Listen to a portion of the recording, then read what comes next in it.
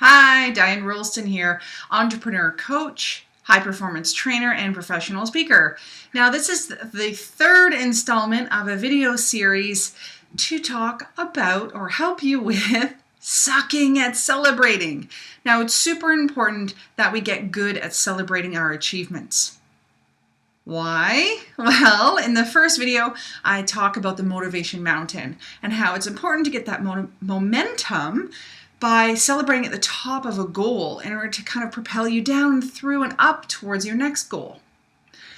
In the second video, I talked a little bit about the achievement muscle, and by looking at your accomplishments, your achievements, what you're proud of every day, you're going to build up that muscle so it becomes automatic.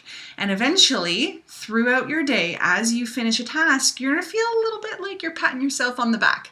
You're going to be switching out critiquing for celebrating. Switching the bad C for the good C.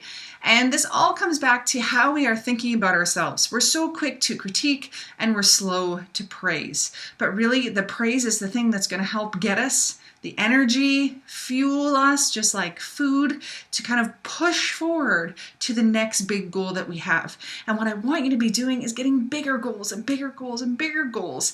And if that's what you want as well, this is the way to do it. Celebrating. Now, the third thing that I want to talk about is, so far we've talked a lot about this being kind of a individual project that you work on. Writing down in a journal. I give you 5 different questions. You can check out the past 2 videos to hear what those questions are. And writing them down every day is awesome. But the next step is actually sharing. So at Dynamic Women in Action, where I went through this activity with the awesome ladies that are there, we had them write down the 20 achievements that they've had over the past 6 months. I encourage you, though, don't wait till 6 months. Do it every day, every week. Have like a bigger list. And then what they did was they shared with each other. Now, something special happens when you share. So this segment is called The Power of Sharing. Now, in sharing what your accomplishments are, you get to see on other people's faces their reaction to what you did. So many times what we did, we think, it's just something small or everyone can do it. But once you see someone's face like light up, or like maybe they look a little bit in awe, like, wow, or astonished, like, oh my gosh, you did that, then you're really getting that impact. Also, something different seems to happen in celebrating when you say it out loud. And you're witnessed in saying it. This especially happened with one of these awesome ladies when she talked about leaving her 9-to-5.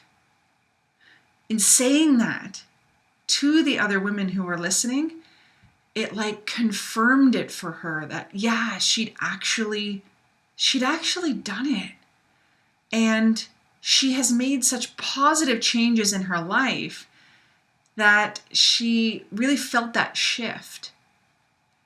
In writing these things down, you're probably not going to have a very strong emotional reaction. But in sharing it, you will.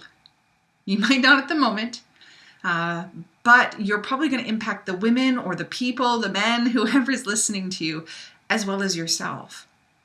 It's really, really important that you share it out loud. So how do you do this? Well, there's a few things. Now, in coaching, we call it designing of a relationship, or relationship designing.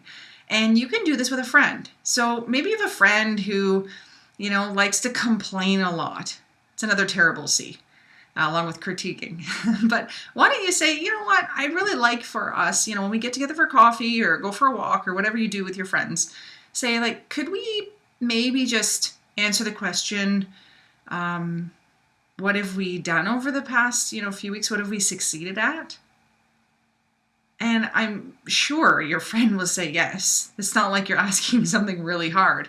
But how cool would it be if with your girlfriends or with your colleagues, with your family around the dinner table, you ask those questions?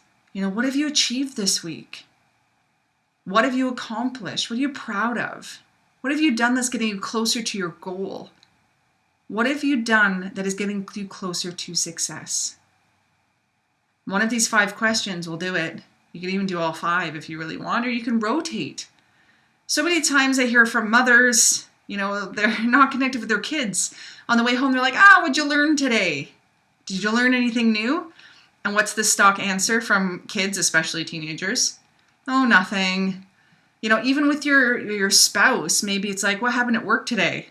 Nothing. Anything interesting? No. And then they probably get into critiquing themselves or what went wrong in their day. Why not set the conversation up for success and say, hey, what was awesome about your day? Or what cool thing did you do that you accomplished? Change the way conversations go. Change the way the relationships are with those in your life. Do this with the power of sharing. And sharing those celebrations, not sharing the critiques. Now, I'm not going to say you can never critique, you can never complain, you can never do that. Just do it in moderation. I kind of sound like I'm giving you a diet or something. But in coaching, we call that clearing. So if you have something you want to complain about, give yourself a little bit of a boundary, maybe like 2 minutes on a watch or on your clock. And you're just going to complain and complain and complain, and then follow that up with one of those 5 questions. Don't let yourself get stuck there. And the beauty of sharing our achievements or accomplishments is we're probably going to inspire someone else. People are going to really take notice about what you're doing, and they might want to actually support you even more. You are going to become more motivated to continue, and you're probably going to love doing it. It's going to motivate you and inspire you to do even more great achievements because you get to share that. And sharing is never bragging, okay? So talk with your friends about it and just say, I really want to do this and I want to do it because, and you can give them the reasons. I want to be on that motivation mountain. I want to get the momentum. You can also say, I want to build up my achievement muscle and sharing that. So those were in the past 2 videos. So once you do this, I would love to hear how it goes. Pick one person at least in the next couple days. Ask them to share successes. Make sure you do it back and forth. Don't just you share or you get them to share. And then let me know how it went. Comment below or send me an email at diane@dianerolston.com. I would love to hear how it went. If you have other reasons for why we should celebrate, tell us as well. Share your tips. And if you have any ideas on the best ways to celebrate, opening a beautiful bottle of wine, or taking a walk with a friend, maybe even buying yourself a new book, whatever it is, let us know your ideas about the best way to celebrate. Okay, so I'm signing off. That's the end of our 3-part series on how to celebrate more and to not suck at it. Let me know how it went, and until next time, stay in action.